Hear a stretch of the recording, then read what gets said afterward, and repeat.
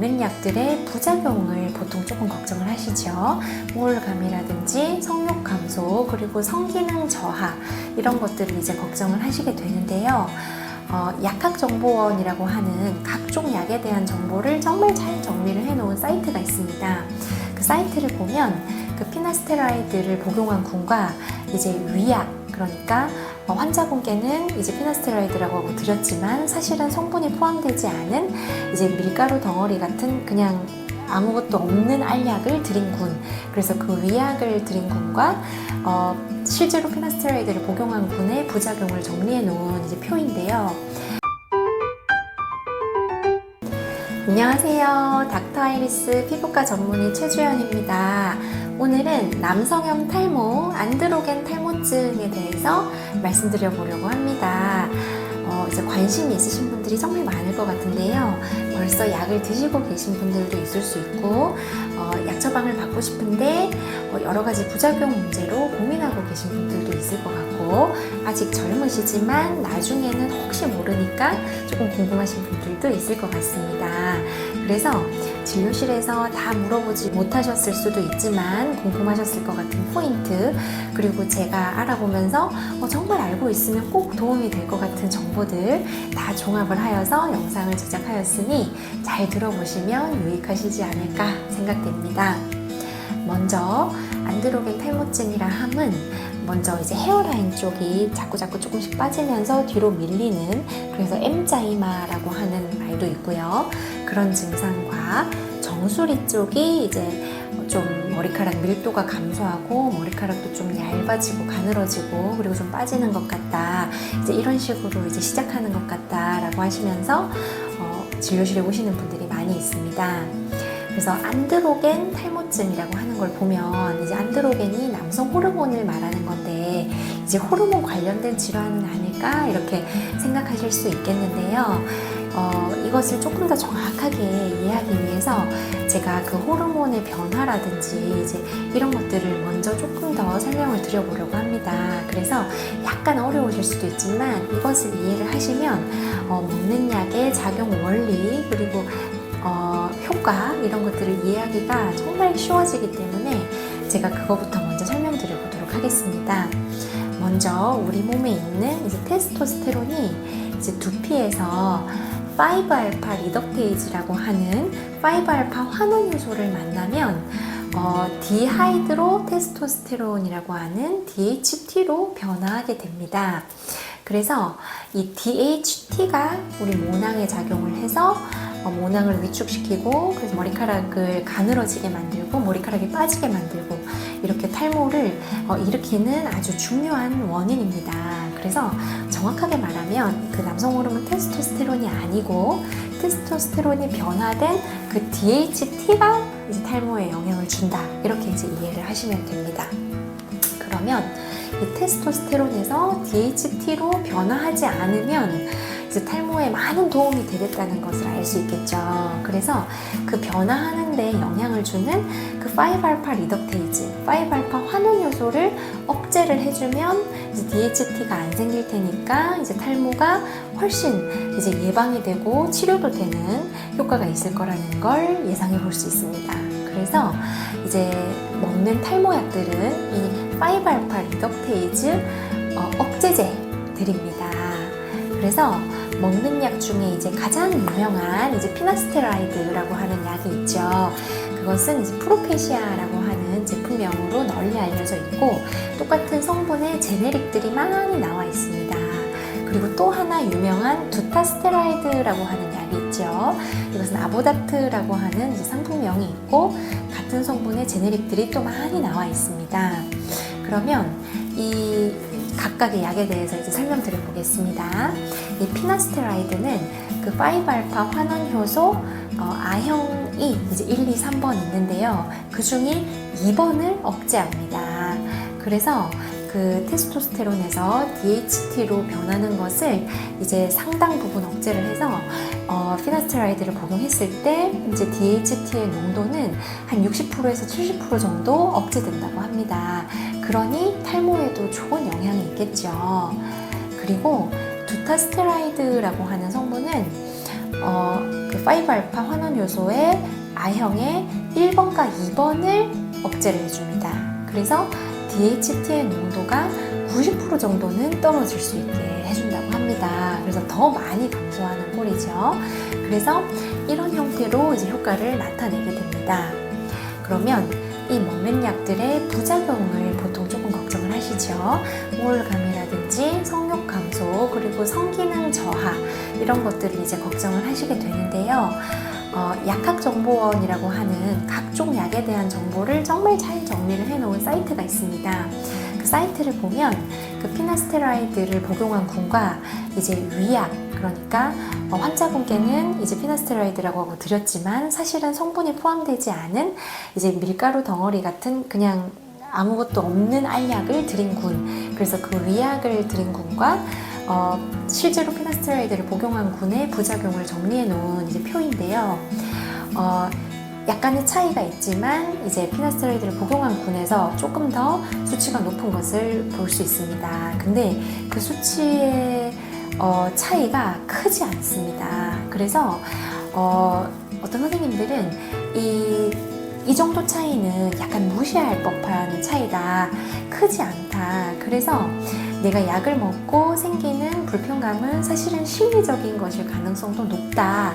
그래서 걱정하지 않고 약을 먹어도 된다. 이렇게 말씀하시는 선생님들도 있습니다. 그리고 약을 만약에 이런 불편감이 발생했을 때 약을 끊으면 이제 거의 다 이제 원상복귀 된다, 이제 불편감은 사라진다는 것이 알려져 있고요. 그런데 만약에 불편감이 있는데 약을 계속 먹으면 어떻게 되는지를 보면 약을 꾸준히 먹었을 때 그 불편감이 사라지는 것을 확인할 수 있는 경우들도 또 많이 있습니다. 그래서 많은 분들이 약을 꾸준히 먹으면 그 초창기에 느꼈던 약간의 불편감이 사라지는 경우가 많다, 이제 이렇게도 많이 알려져 있기 때문에 약간의 불편감이 있었을 때 이제 약을 진짜 끊을 것이냐 아니면 조금 한동안 약을 먹으면서 지켜볼 것이냐 하는 것은 또 본인 스스로 약간 판단하셔서 결정하실 문제인 것 같기도 합니다. 그리고 두타스테라이드의 경우도 약학정보원에서 이렇게 표가 나와 있는데요. 이제 약을 실제로 복용한 군, 그리고 위약을 복용한 군을 보면 이제 약을 실제로 복용한 군에서 조금 더 부작용 퍼센테이지가 높은 것을 볼 수 있습니다. 그런데 이 경우에도 약을 꾸준히 복용을 했을 때 그 불편감이 감소하는 것을 또 확인할 수 있습니다. 그래서 어쨌든 약을 끊으면 이제 그 불편감이 사라지고 원래대로 돌아오는 것이 정말 맞을 텐데, 이것을 약을 끊지 않고 조금 꾸준히 복용을 해봤더니 또 괜찮아지시는 경우가 많더라. 이것을 또 확인해 볼 수 있습니다. 그리고 이제 먹는 약 말고 다른 방법으로 또 치료를 하는 방법은 이제 바르는 약도 있고 이제 모발 영양제가 있습니다. 먼저 이제 바르는 약부터 설명을 드려보면 미녹시딜과 같은 약들이 약국에 많이 판매를 하는데요. 이제 좋아하시면서 잘 쓰시는 분들도 많이 있지만 어떤 분들은 미녹시딜을 바르니까 두피가 좀 빨개지고 약간 자극감이 있는 것 같아요. 그래서 미용실에 갔더니 두피가 좀 빨개져 있다는 얘기를 들었어요. 어떻게 하는 게 좋을까요? 이렇게 물어보시는 분들도 있습니다. 그 미녹시딜에 들어있는 어떤 성분이 이제 알러지를 유발하는 경우가 가끔 있는데요. 그런 경우에는 그 성분을 빼고 제작이 된 제품이 로게인 폼 에어로졸이라고 하는 제품이 또 있습니다. 그래서 예전에는 이 제품이 우리나라에는 수입이 안 돼서 미국에 가면 그 CVS 편의점에서 막 사오시거나 직구를 하시는 경우가 있었는데 요즘은 약국에서 다 판매를 하고 있습니다. 그래서 미녹시딜 알러지가 있으신 분들은 로게인 중에서도 폼 에어로졸의 형태로 나오는 제품을 사용해 보시면 조금 괜찮으실 수도 있습니다. 그래서 이걸 알려드리고 싶었고, 그리고 모발 영양제는 이제 약국에서 많이 파는데요. 손발톱 모발 영양제를 구입해서 이제 드셔보시면 이제 조금 더 도움이 될 수도 있겠죠. 그리고 제가 이렇게 콘텐츠를 준비하면서 찾아보다 보니 이 5알파 환원 요소를 억제하는 약을 꾸준히 복용을 했을 때 방광암도 예방이 된다는 연구 결과가 있더라고요.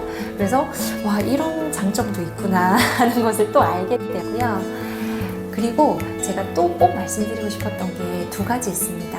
먼저 첫 번째는 이제 임신을 할 때 약을 중단해야 되나요? 입니다. 그래서 약 처방을 해드릴 때 제가 이건 남성 호르몬 관련 약이기 때문에 가임기 여성이나 어린 소아들은 약을 먹진 않겠지만 만져서도 안 됩니다 라는 말씀을 꼭 드리는데요.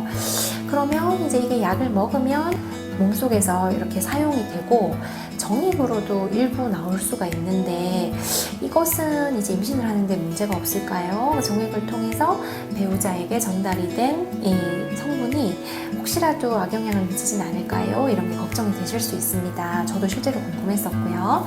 그런데 이제 찾아보니 정액을 통해서 전달이 되는 약물의 농도는 태아 발육 기형을 일으키는 약물의 농도보다 훨씬 낮다. 그래서 거의 영향을 주지 않을 것이라고 봐도 괜찮다라고 하는 내용이 이제 있는데요. 그리고 또 제가 또 더 많이 열심히 찾아봤는데 가끔 정말 드물게 이렇게 약을 복용하는 과정에서 정자가 만들어지지 않거나 훨씬 덜 만들어지는 경우도 이제 전 세계에서 아주 드물게 이제 케이스 리포트 될 정도로 정말 드물게는 이제 발생하는 일인 것을 알 수 있었습니다. 그래서 임신을 준비하는 과정에서 이 약을 계속 먹을지 아니면 중단을 할지는 두 부부분들께서 이제 서로 상의를 해보시고 이제 어떻게 할지 정하시는 게 더 좋으실 것 같습니다. 그리고 또 한 가지 또 제가 두 번째로 말씀드리고 싶은 거는 이 약을 이제 복용을 하시게 되면 그 전립선 특이 항원이라고 해서 그 PSA라고 하는 수치가 좀 낮아지게 됩니다. 이 수치가 낮아진다고 해서 몸에 해가 되거나 이런 거는 전혀 아닌데요.